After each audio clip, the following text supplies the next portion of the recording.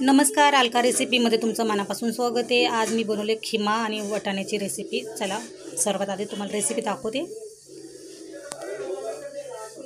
3 टमाटर बारीक कापून घेतलेले, 4 कांदे असे उभे बारीक कापून घेतलेले, अद्रक लसूण वल्ल खोबरं चिरून घेतले, कोथिंबीर।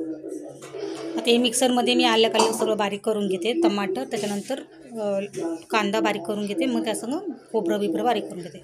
सगळं बारीक करून झालेलं आहे बघा। इकडे तेल गरम झालेले आहे, तेलामध्ये मी कढीपत्ता टाकते।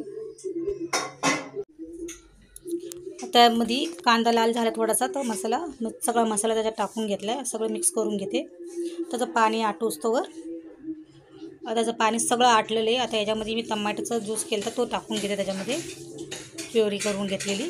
आता याचं पण सगळं पाणी आटूसर आपल्याला असं चालून घ्यायचं आहे।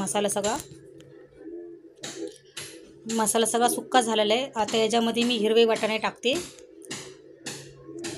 हिरवे वाटाणे मटर हिंदीमध्ये बोलते ते टाकून घेते। आता याच्यामध्ये मी खिमा शिजून घेतलेला कुकरमध्ये, आता ते सगळं मिक्स करून घेते। मग त्याच्यामध्ये सुके मसाले टाकते। सर्वात आधी हळद घेतलेली, लाल मिरची पावडर 2 चम्मच,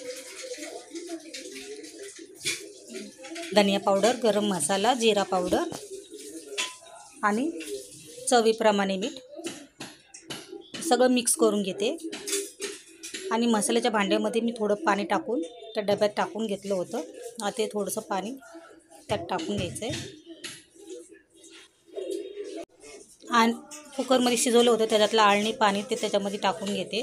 मस्त बारीक गॅसवर फास्ट उकळी येऊस्तवर उकळून द्यायचं। नंतर बारीक गॅसवर चांगलं 5-10 मिनटं चांगलं उकळून द्यायचं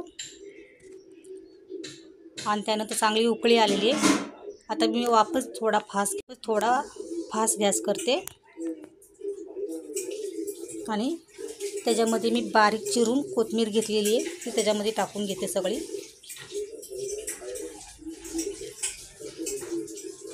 आता बारीक गॅस केलाय, आता मी गॅस बंद करते। चला रेसिपी आवडली असेल तर लाईक शेअर सबस्क्राईब करा।